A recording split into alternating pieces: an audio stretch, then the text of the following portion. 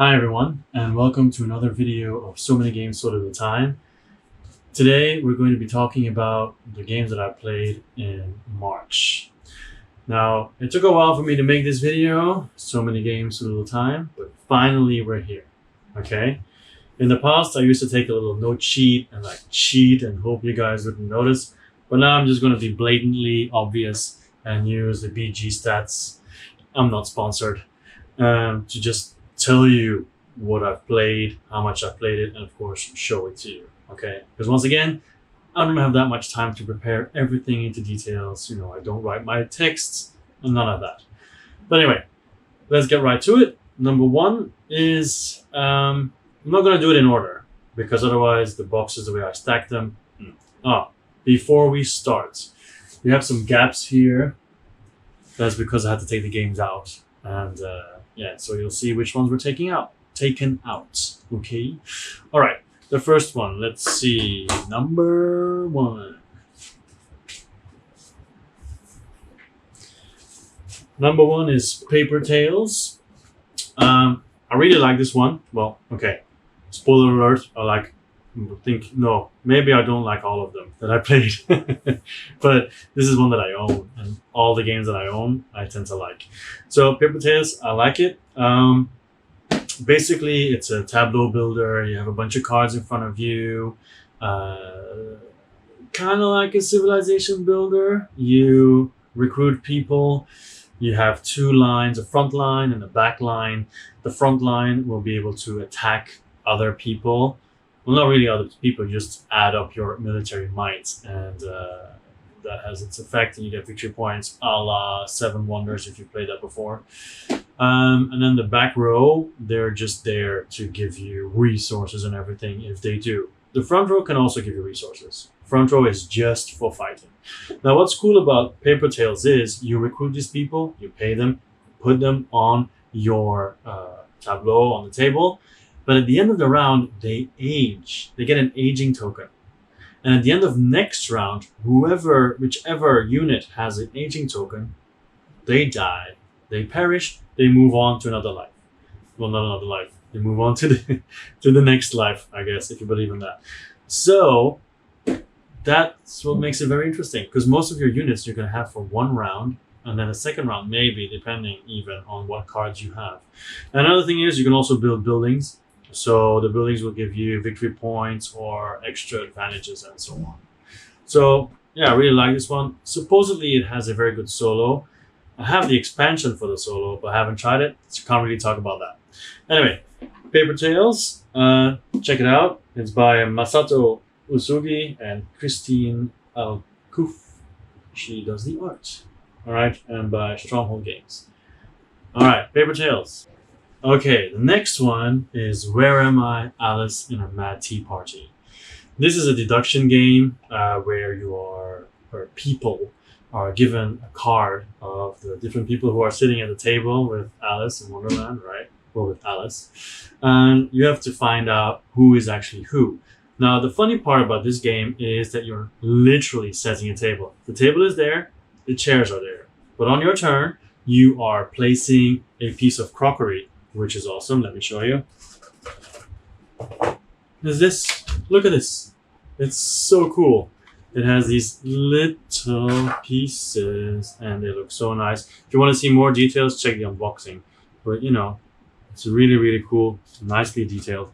Anyway, so you put some crockery down, right, on a certain seat, near a certain seat, and then they give you a certain amount of points. And then people might think, he just put 2 points there. Maybe that's interesting, because later on I might put a character there and then people might think, oh, it's your character. Or maybe it's not. Maybe he's bluffing. Or maybe somebody else puts their character there because it's 2 points. And during the game, you can send each other letters. And basically that means that you're giving someone a guess. Like, okay, I think you're this person. And then when the round ends, you check. And then, you find out who it is. Now, I'm really bad at these games, but I love the way it looks. I have to hide it from my daughter because if she sees it, she would go absolutely crazy and play with it the whole time. But I'm looking forward to playing this with her when she gets older. Anyway, like this game. It's cool. It's a filler game, very quick. Think about, it's not as quick as Love Letter, but it's still really quick and it's nice. People like putting everything down and choosing stuff and so on. So yeah, Alice in a Mad Tea Party. Cool. The designer, he didn't put it on the box, is Yuko Katsumata. Oh no, that's art. The designer is Kazutaka Yanagawa. But you can just check the Kickstarter for details, or Board Game Geek, right? Or the unboxing. There's an unboxing video of this. All right, so that was Rare Am I, Alice in a Mad Tea Party. Really like this one. And if you're into Alice in Wonderland, it's a must buy, if you ask me. All right, next one. Next one is Fantasy Realms. Now, Fantasy Realms, it's also a filler game, but it's fantasy, obviously. And when you look at the game at first, you might have a feeling like, whoa, seems rather complicated. Because basically you have a number of cards in your hand and you're trying to get the best possible combo ever. I mean, not ever, but the best possible combo in the game. So what happens is you have X amount of cards, I think 7, it's been a while, I'm not sure. And on your turn, you will draw one from the deck and then you have to put one in the middle. So that would create one in the middle, right? One card in the middle. Then the next person will either draw a new one or exchange a card in their hand with one in the middle. Always trying to make sure your deck gets better and better. And you have all kinds of cards. You have artifacts. You have weather. I don't even think you have artifacts. You have like weather, beasts, flame, leaders, wizards, armies, all these different types of cards. And then they mix with each other as well. You even have cards that say, okay, if you have this card with this card, plus 50 points. Things like that. So the scores can go up and down like crazy. And of course, there's luck. If your initial draw is amazing, if other people are discarding cards, exactly the ones that you need. Yeah, but once again, it's a filler. I mean, how much time did they say to play a game? It's really quite short. 20 minutes. And you can play with 3 to 6 players. But I like it. It's kind of, comboing. It's really cool. Deciding which cards you toss, deciding which cards you keep. I like it. If this sounds interesting to you, Fantasy Realms by Bruce Glasgow and WizKids. All right, just get it or do some research first. All right, next.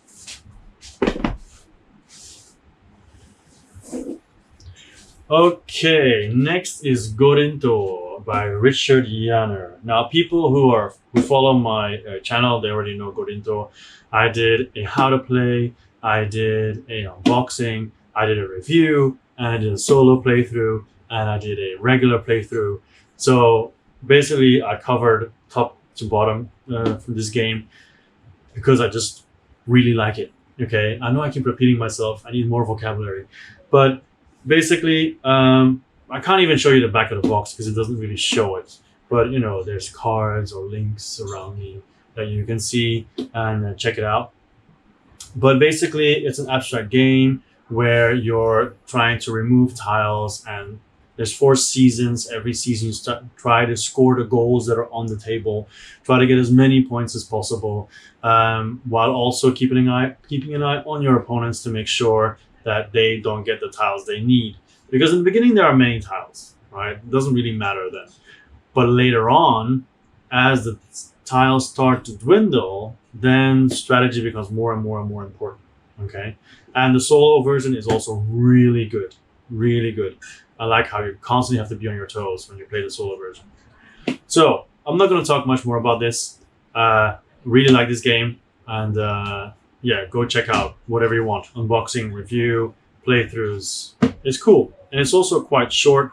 I think you can finish it in like 30, 40 minutes. Yeah, the box says 30 minutes, but never believe a box. Anyway, next game.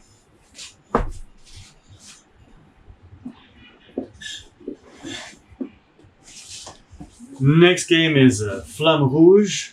There was a time that I played Flamme Rouge every week, multiple times. And I did a Grand Tour, Tour de France or whatever, with the app, because if you like this game, if you played it before and you haven't heard of the app, check the app. It is really good. It allows you to do one of those Tour de France stuff, allows you to create your own tracks. So obviously you can see it's cycling, right? Everybody has a rouleur and a sprinter. Now in cycling, if you've watched cycling before, one of the big tours, then you know at the end of a cycling race, if the peloton is still, if the group is still all together, they'll have a sprint. Now the rouleur is the guy who will start the sprint for the sprinter behind him. And the last couple of meters, the sprinter will jump in the front and then win the race, hopefully. So that's the two that you are basically controlling. Everybody has two. And then every time you play a card, you draw 4 cards, you choose one, you play it, of course, face down at first. People move. With the expansion, you have the Peloton expansion and the Météo expansion. There's dust. Oops. Now, both expansions are, to me, must-haves, you know, especially if you want to play solo as well. And Météo especially adds like weather conditions, so there's crashes more often and so on, which is hilarious. There's cobblestones, stuff like that. Anyway, really like this one as well. For people who are not into sports or cycling or whatever, it might be a bit dry. For other people, it's just cool because you have to like plan, make sure you jump ahead on time and everything. I've heard they will release a Grand Tour expansion, hopefully soon, and I'll definitely cop that for sure. Flamme Rouge, if you like cycling, check it out. On to the next one.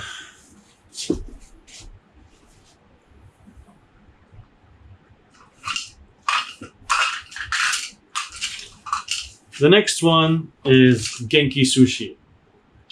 No, I'm just kidding. Genki Sushi is a restaurant in Hong Kong. Really good. You should check it out. Really nice sushi and everything. Anyway, the game that's in here is actually zombie dice. Why is zombie dice in this bag? Well, it's simple. You're supposed to put the dice in here, open it, and then shake it, or shake it first and then open it, and then put your hand in. But look, it's so, I cannot do this, okay? So I took a bag to help me with all that. So what does zombie dice do? Very, very, very simple game. Very simple game. You have a bunch of dice like these that you can't really see like this. Like this one, which is the red one. And you have the green variety, the yellow variety. Greens are very easy to roll brains. Yellow are more difficult. Red are very difficult. So what you do is, I think you have 13 dice, if I'm not mistaken. You roll 3 dice. You draw 3, you roll them, right? If you have a brain, you put it aside. You're a zombie. So a brain is 1 point. If it's a shotgun, you're getting shot. If you get shot 3 times, you die. If it's feet, right, these ones, right, then it means the person that you're trying to eat ran away. So then you can choose. Do you stop and get your points? Or do you take 2 more and then roll again and continue? So, but then you might bust if you have 3 shotguns. So you have to make the decisions, you know, always. You have to push your luck, push your luck, push your luck. I've been playing this game for years. I think I've had it for like 10 years at least. It has to be longer even. Probably 15 years. Played it with students, played it with friends, played it with family. It's just good fun, pushing your luck. Keep rolling, trying to get all the brains. And you even have some expansions. This is Santa Claus. He gives double brains. He gives you a helmet for protection. He gives you a power drink. There's also another one, a white die, which is called the Superhero, because he has double shotguns. He also has double brains. And then you have a pink one. We can find it. And this one has a lot of feet, because she's supposed to be the girl in horror movies who always runs away. You know, typical stuff. So, zombie dice, awesome. Perfect filler game as well. You can take it wherever you want. People will always like it. Almost always. Unless they have a real bigger version of 2 dice or zombies or brains. Alright, next one. Okay, next one is Spirit Island. Oh, okay. I did some things to this game, but I'm going to make a video about that later on. So I'm not going to say too much about it. But I have the expansion. I have regular Spirit Island. I have Jagged Earth. I have some smaller expansions as well, spirits and everything. But sadly, the case with Spirit Island is always that I play with new people. And then I always play the base game, always the easiest spirits. And then for some reason, I never keep going because I have so many games. I always go to something new. So that's exactly what happened in March as well. Once again, starter game, you know. And I know it's one of the best solo games ever, but these days I don't really get it to the table because this is going to sound weird, but with COVID, life was good because I hardly had to teach. I was at home. I had so much time to play, right? But now that everything's back to normal in Hong Kong, well, almost, I'm super busy. So yeah, Spirit Island, for the people who don't know Spirit Island, definitely check it out. Basically, there are people invading your island. Just think about, look at humans, whatever, or the Western powers. They come and invade your island, and you are a spirit. You and your friends are all different spirits, and you're trying to push them off the island. And you only have a limited amount of time to do it. Don't think it's like, oh, it's like Pandemic. It's not like Pandemic. It's completely different. You have cards, you have to combo, you have to work together. Well, okay, work together is the same thing. But you have different elements which make even bigger effects and spells. You have the local people, the Dahan, that you're trying to help or make more powerful. Or sometimes they perish as well because of you. You have blight on the island. You have fear that you're trying to instill. You have the explorers that arrive. They build a town. Then they build cities, so they become stronger and stronger. It's so much more complicated as well than Pandemic. But to me, also much better. Spoiler alerts, I'm also not a fan of Pandemic. So anyway. So Spirit Island, not going to say much more about that. Just check it out. It's a really good game, really ranked highly for solo game as well. If you're a solo gamer, check it out. All right, we have 3 more to go. And then I will be videoing from a different location because not all my games are here. So, next one. Next one is this tiny one, Deep Sea Adventure. Now, this one is just awesome. Awesome. So much game in a little box. You can see the submarine already. All of you are in the submarine. All of you are going to go deep diving. And you are going to be looking for treasure. But. You're all sharing 25, I think, units of oxygen. And when you go down, as long as you're just, traipsing around, swimming, enjoying the scenery, whatever, as long as you're doing that, as long as you're not picking up any treasure, everything is fine.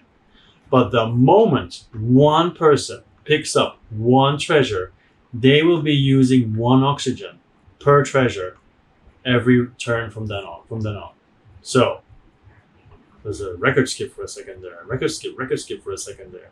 Anyway, so imagine I pick up 1 treasure. Other people's turn. Back to my turn. -1 oxygen because I have 1 treasure. Okay, my friend picks up 1 treasure, but I also picked 1 up. So now I have 2, he has 1. Go back to me, -2. To him, -1. We already lost 4 oxygen, down to 21. But we also all have to go back up. And to go down, and just to move, you roll 2 dice. And the dice go from 1, 2, 3. 3 is the highest, and 1 is the lowest, obviously. I don't know if there's a blank. I don't think there's a blank, but I'm not sure. You roll both of them. But for every treasure you're holding, it's -1. So if you're getting really greedy and you take like 3 treasures, chances are you might not move or just move 1. Now, if someone's standing next to you, you can jump over them so you go faster, right? At least there's that. But also, if you go down, the first couple of treasures, level 1, no other points. Next, level 2, level 3, level 4, really good points. And also, some people think it's really funny that when you're almost back to the submarine, they start picking up treasure. So the submarine runs out of oxygen before you get there, and everybody dies. Now, even if everybody dies, it's still kind of good because all the treasures that you picked up are put at the end of the whole dive. So the dive becomes shorter. So it's going to be easier to get to the treasures next round. And there are 3 rounds to get points, but it has happened that we had 3 rounds and everybody ended with 0 because people kept being too greedy or blocking each other or whatever. But yeah, Deep Sea Adventure, small box, super duper game. Get it if you like what you're hearing. All right. Okay, 2 more to go. Let's go to the next one. All right, next one is Coimbra. I was going to say worker placement, but that's not true. It's dice placement, dice drafting, and then dice placement. You have a bunch of tracks that you can move on. I'm sure I'll maybe show some pictures, whatever, or you can do some research. But basically, it's a typical Euro. A lot of brain burnery decisions, some AP, all that. Looks really nice. And what I like is when you draft the die, you put it in this little tower with your color, so everybody knows, okay, you drafted that die, and then you place it and you use it. It's the little things. There are a lot of decisions to make in the game. There's also, when you're doing the dice placement, you have to take into account everybody else. Which cards are they going for, and so on. I know I'm not giving a very good explanation of how the game works exactly, but basically imagine like this. First of all, the first player rolls a bunch of dice in different colors, right? All those dice, the colors of it, refer to tracks. So if you were to take them, you're going to get income of those tracks. Money, points, troops, so like military personnel that you can use, or also traveling, so you can travel. Those are the 4 ones. But also the numbers on the dice matter, because you will be placing those dice to buy cards. And the number on your dice is the amount of money you'll be paying. Also, other people will try to get those cards, and whoever pays the highest gets them. But then if you manage to go somewhere where not many people are, you might be able to, get them on the cheap, which is really good. And those cards will increase your tracks, which means the card, increase your track, use the die, get the income, right? So they'll also give you one-time bonuses or endgame scoring or other things like that. So there's a lot of stuff to do. When you travel, there's a lot of bonuses you can get. There's endgame scoring cards that you can invest in. And the currencies are always gold or troops. Okay, so you can buy cards through troops as well. Anyway, it's pretty.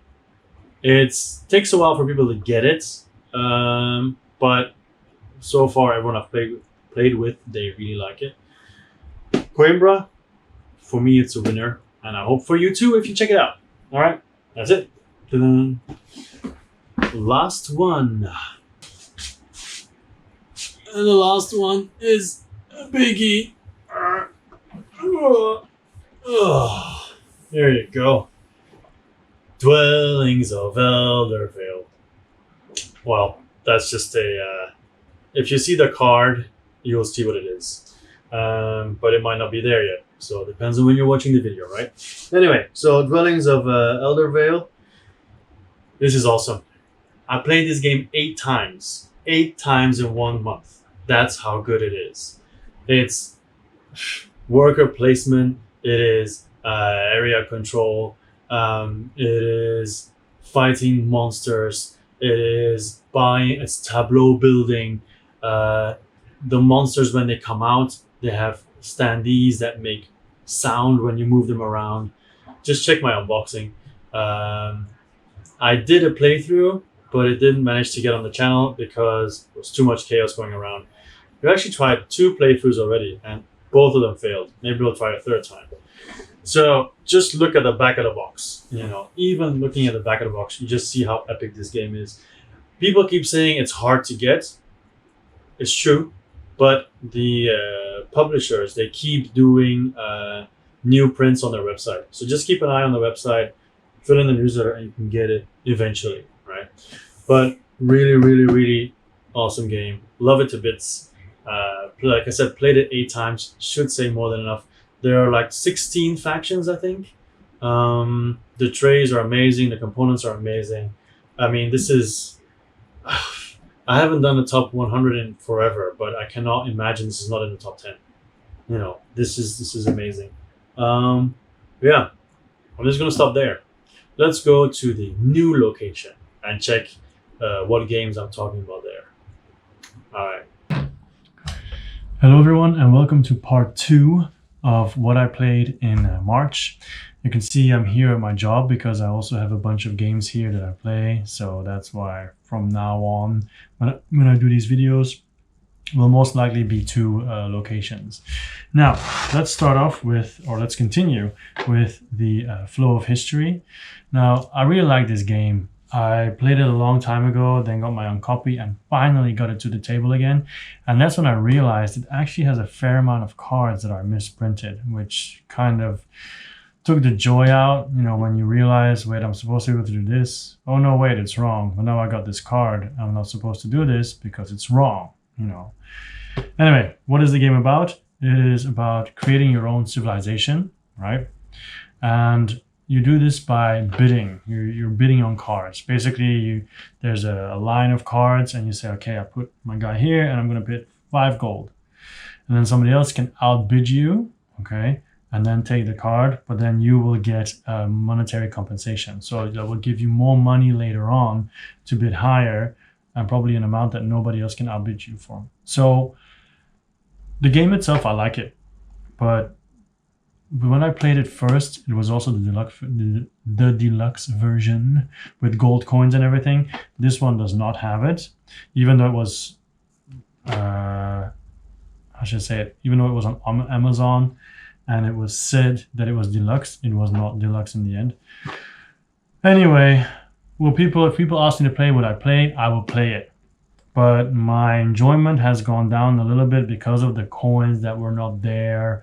Also because of the card printing that is not 100%. I think those are the 2 main reasons why I'm kind of off on this game, to be honest. I don't know if it will stay in my collection. Okay, next up is Afternova. This is a small box game, and I like this game because it's quite original. You're all miners, I think you could say. You're all trying to mine minerals from planets. And it is also kind of like you take cards, you buy cards, you choose them. You don't really buy them. You choose them on your turn. You either take cards or you try to mine. And it's very difficult to mine a planet on your own.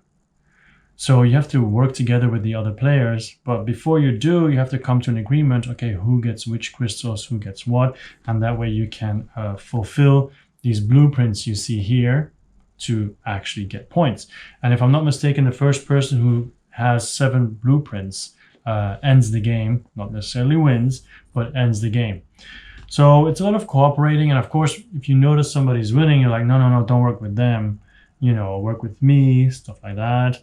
And there are times that you can just do one planet completely by yourself. But of course, you're wasting a lot of cards then. So it's like making your choice, right? But it's a small box, as you can see. You can play it up to 6 people, and it's 10 minutes per player. I really like it. This will definitely stay in my collection for a long time. Afternova. All right, and then we continue with Seasons. Seasons, my love. My love, my love, my love. Seasons has been my number 1 ever since I've started to do top 100 or top 10 or top 50 games. It has always been number 1. So in Seasons, basically you are a mage, and I should also say, I don't know if it's still my number 1 for any future tops, because so many games arrive every time, you know, so changes can always happen. Anyway, you're a mage in a mage tournament. There's deck building. It's beautiful. There's big chunky dice you roll. You have to combo cards. Yeah, it's an awesome game. Find out more about it if you're really interested. But if you like beautiful graphics, if you like top-notch production, if you like cards that combo off each other, all those kind of things, then definitely check it out.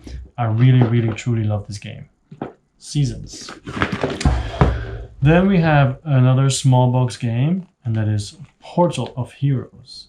Now in Portal of Heroes, it's a bit special. Like, the art is a bit special, the mechanics are a bit special. You really have to be for it, I think. But it's another shorter game. You play from 2 to 5 players, and you're trying to basically complete as many cards as possible to get a certain amount of points, if I'm not mistaken. And you have your own portal cards come through, and then you will take them, right? You have cards in the middle that are basically numbers, so 1 to 9. You will take these cards, and then there are cards that come through the portal that will have numbers, like for example 1173. Now if you want to get that card, you have to play a 1, a 1, a 7, and a 3, and then you can get it. Okay, first you take the cards, put them on your portal. If you can pay for them, then they come out of the portal and you place them next to your board, and then you can either get the points, or they might have some kind of action that you can use later on. And yeah, it's a small box game. It's nice. I like it. It plays well. 45 minutes, it says on the box. That's about right.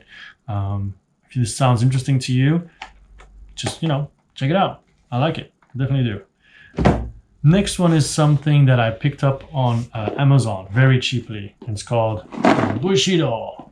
Now, in Bushido, basically you are fighting another person. It's a 2-player game by Pedro Mendoza, but I'm actually looking for how long it takes to play. 30 minutes. This is the back of the box, right? I think I have an unboxing of this even. Yeah, first of all, you'll be drafting these ability cards in the start of the game, and you'll always be cycling through them. Always trying to make sure you get the right combination of your stances and your weapon and your attack and so on. And you'll be going back and forth and rolling dice. Of course, it is rolling dice, so there's always the element of luck. But I like the game quite a lot, actually, because there's a lot of different cards, so 2 games don't play the same. They have different weapons as well, so some are more defense-oriented, others are more attack, and so on. But yeah, I like the art. It's cool. You really feel like you're fighting each other with the different tactics and so on. And after a round or 2, if no one has died yet, you know the other person's cards. So you can anticipate more like, oh no, if he uses that stance with that card, I'm in trouble. I need to have some defense, things like that. So it really works. And so yeah, that's Bushido, which apparently has a lot of loose parts in the box. But yeah, really like it. 2-player game. If you're looking for something with that theme, definitely get it. Next is Vault. Now with Vault, I have to be honest, I'm not sure at the moment. Basically, it's programming, right? You program your robot and you try to kill the other person. That's what it comes down to. You can also try to get points that are spread out over the arena. I mean, I like it. Don't get me wrong, I like it, but it's a bit small. I mean, like the minis are a bit small, and I feel with so many skirmish games out there, I don't know. I can't see myself holding on to this. Not if I get one of the bigger ones that are more grand. Like this seems like Robot Wars for kids, I feel. Because it's so small, I want it to be more epic, you know what I mean? That's what's missing for me. I mean, you can see it here. You know, the minis are quite small, so they don't really give you the idea of having a badass mini. Let's put it like that. But aside from that, the arena is pretty cool, and the way it works is pretty cool. It's funny to, program your action and hoping everything happens. But of course, a lot of chaos happens naturally. So yeah, that's basically what Vault is all about. It's a good, I like it. It's a nice game, but I'm pretty sure it will get replaced when something new comes along, because yeah, I just want it to feel bigger and grander. All right, we have 3 more to go. One is Tangled Timelines. I did a video unboxing, I think, of this one. I remember raving about the art because I really like the art. Game-wise, it's okay. One thing I don't like about... Okay, let's do a quick context, okay? There's a timeline, so characters come out. Let's say 4 characters come out. And then everybody plays a card, and then whoever has the lowest letter, like A, B, C, D, all the way up to Z, whoever plays the lowest letter can do their ability and take cards first, okay? And then you have a certain amount of cards in your hand to choose from. So you're trying to collect sets, basically. You're taking people from the timeline, and once everybody has taken a person, it gets refreshed, new cards come out, and you can immediately choose from the new cards you've gotten as well. So you start off with 4 as well, I think, but near the end, you might have like 27 cards or something or more, all in your hand to choose from to play. because you're trying to get sets, not only the type of people, but also you have like apprentice, novice, master, and legendary. Those are the 4 different classes that you're trying to collect of certain characters. Let's put it like that. So from A to Z, they all have different skills, and then every letter has their 4 tiers, basically, that I just said. So I don't know, the game, I guess, is fine, but I'm not really that crazy about it. It's 30 minutes. I guess it's nice once in a while. I think I would play this in an evening where I would play a bunch of small games. You know, just put it in there, and it'll be like a nice change. People probably will never have played anything like it. Yeah, so okay, you know, will it stay in my collection? I guess so for now, because it's pretty unique. I don't know anything that does it the way that this does it. So next is Kero. Now for Kero, just check the channel. I have an unboxing. I have a how I feel review video, if I'm not mistaken, how to play. Yeah, we have a playthrough, Kine and I playing through this one, and this is a 2-player gem. My neighbor bought a copy because of me. It's just cool, you know. I'm not gonna spend too much time about it. Check out the videos. But basically, you're in like a wasteland, a la Borderlands, Mad Max style. You're trying to collect points, and you drive your truck. The trucks that you see here, but these are filled with sand. So when you're going out exploring, you put your truck up so the sand goes down. It starts, you know, time starts going, and you roll dice as quickly as possible to get enough hits to get resources and everything you want. But if you run out of gasoline, because that is the sand, right? If you run out of kerosene, I guess, then your whole turn is canceled. So you're quickly checking it out, and you have to get more gasoline to fill up your truck again, and you're trying to get these cards that are available to get points, and you have all these people that you can send out to explore different areas also to get points and bonuses. And there's a lot to talk about, but it's really good. It is really, really good. Once again, 2-player game. You like the theme, you think you might like it, you like pushing your luck, definitely go for this one. It is awesome, no doubt about it. And then the final one is Res Arcana. Okay, I already said that I really love Seasons. Well, I see Res Arcana a little bit as its little brother or sister or whatever it identifies as, and it's very similar, as in you have a limited amount of cards that you're trying to combo off. You're trying to get points by acquiring new things. What it does different is you have places of power and monuments that give you abilities but also points, and whoever gets to 10 first will end the game. It doesn't mean they win, because everybody gets the same amount of turns. So while you might get 10, the other person on their turn might get 11 and then be up winning. What's also cool is every round you have to choose magic items to help you in your round, and then you can use that magic item throughout your round as well. So it's really good. I have the expansion for it as well, Seasons as well, both expansions. But yeah, I mean, just look at it. The art looks really nice as well. You get your resources, you spend your resources to get monuments or places of power. Yeah, it's really nice. It doesn't take too long either. How long does it say? 30 to 60 minutes? Sounds about right. Of course, people with high AP will take longer. But that's Res Arcana. Okay, now let's talk about the games that I have played that I don't have a box of. Let me quickly check. First of all, there's Scythe. I've talked about Scythe a fair bit already. I played it 4 times this month, and mostly online now, actually. I don't know, I like Scythe. I think it's really good. In the beginning, I was a little bit, I feel like you have to play it a number of times to really get a feel of how to play, to really be able to enjoy it. Like if you're the only one who has never played before with 4 people who have played before, chances are maybe you won't like it that much, because they have such a big advantage over you. So I feel like you need to learn how to play it. But once I did, I really liked it.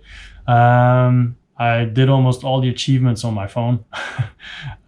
So yeah, really, really cool game. Trying to make sure you get the different objectives to get your stars, but making sure you keep an eye on everybody else, so you don't want to finish the game and then end up losing with points. different factions play completely differently. The focus is different. There is a certain amount of luck, and with that I mean that the goals you get at the start of the game can be very easy sometimes, or sometimes very difficult, depending on who you play with. So, but aside from that, yeah, I don't know. I really like it. It's beautiful as well. Plays fast, especially online. I actually prefer online because you have like an active scoreboard. So you always know what the score is at any time. Of course, when you're playing with a physical copy, you have no idea. So I don't know. I feel like I want to play Scythe again with a physical copy just to see how it adds up now, how they differ from each other. Okay, so that's Scythe. Let's move on with Qwixx Deluxe. I borrowed it to a friend of mine, so she's playing that now. Very simple game, you know. Also a game that you would play very quickly over lunch. You all have a board with numbers from 1 to 12 or 12 to 1. 4 colors the rows are. So you have 1 blue row, a red row, a yellow row, or a green row. And on your turn, you just roll 6 dice. Is it 6 or 5? I'm sure the pictures will show. So you roll the dice, and then you decide which numbers you use to cross out, basically. And whoever has 5 crosses on a line can lock it up, and then the die is no longer used. Once 2 out of 4 lines are locked up, the game ends and you add up your score. I'm not sure if I'm 100% correct, but it's roughly like that. It's very simple, very straightforward. On your turn, actually, you can cross out 2 numbers maximum. While the other people on their turn can only cross out 1 number. So there are 2 white dice, if I remember correctly. So you would have on your turn, you would add up the white dice, which might be like 8, and then you can cross out an 8 of any color you want. And then as the second number, you choose a color plus 1 white die, and then you can cross it out if you want. And if you cannot or will not cross out anything on your turn, then you have to take a -5 hit. And you can do that 4 times. If anyone reaches the full 4, the game also ends. So that's kind of it for Qwixx Deluxe. I like it. It's very quick. It's very, well, Qwixx. It's very fast. It's enjoyable. Then I also have Century Golem Edition. I used to own Century Spice Road, which was nice, but Golem Edition is so much better. But aren't they exactly the same? They are. The only difference is the art. But the art makes such a big difference. It's so much more enjoyable to play with the golems than playing with cubes and talking about spices. Okay, so is it good enough for me to buy a copy? No, because I used to own it and now I've moved on from it. But I like it anyway. If anybody suggests, I'll play instantly. Okay. So that's Century Golem Edition. I'm not going to spend too much time about it. Okay, I'll very quickly say, basically it's an engine game. You collect cards that allow you to change gems into different colored gems, and you have a certain amount of gems that you can complete one of the scorecards that require a certain amount of gems, and then you keep getting points like that until someone has a certain amount of those cards, and then the game ends. You add the scores and the person wins. Very simple game. Very simple game. Okay, next, if there's anything left. Yes, Tzolk'in, we also played. And Tzolk'in we played online. Wasn't much of a competition because when we play online, both of us had kind of forgotten, I had forgotten how to play, and the other person hadn't played before, so we messed around a little bit. So we didn't get a triple-double for the IST fans. But we did get like low scores, I think. But Tzolk'in's fun, you know, with the gears. One thing I don't like is having to feed your workers corn. I don't like feeding workers in games. Yeah, it's not a mechanic I really like. Everything else about Tzolk'in I like. I kind of want to own it again just to paint the gears. That'd be nice. It would look awesome. Anyway, so Tzolk'in basically has a very easy mechanic. You either place a worker or you take it back. So you place it on a gear, and then at the end of the round, the gears turn. So the longer you leave a worker on a gear, the more or better the rewards become, or more tactical, I guess. You can also buy buildings, you can get resources, things like that. Basic stuff. All right, let's move on. The next one is Gloomhaven, Jaws of the Lion. It's actually in the cupboard here. I'm not going to take it out. It's so much stuff. Yeah, it's just Gloomhaven for beginners, right? We're still in the tutorial missions. And just, you know, going forward, scenario by scenario. I think we're at number 5 now, or 4. And yeah, it's fun. I played Gloomhaven before, so it was also a little bit limiting if you played Gloomhaven before and then played Jaws of the Lion, because you want to do things that they haven't introduced yet at the start. So it's like, I want to do this, but I can't. But anyway, it's understandable, because for the other person that I play with, it's easier to get into the flow, you know. And yeah, it's just fun to get it back to the table with all the extra stuff that I have. All right, so that's Gloomhaven, Jaws of the Lion. I'm going faster over these games because I don't have it here to show you, or, well, I'm not showing you. And also because I talked about them before. So, okay, so apparently the camera stopped abruptly, so it cut me off. But luckily I had finished talking about everything, all the games that I played in April. So this is basically the end of the video. I hope you enjoyed it, that you got to know some more new games, and yeah, that's basically it for me. I was Joachim, and I will still be tomorrow, and hopefully a lot longer after that. This was so many games, so little time, and hopefully I'll see you next time.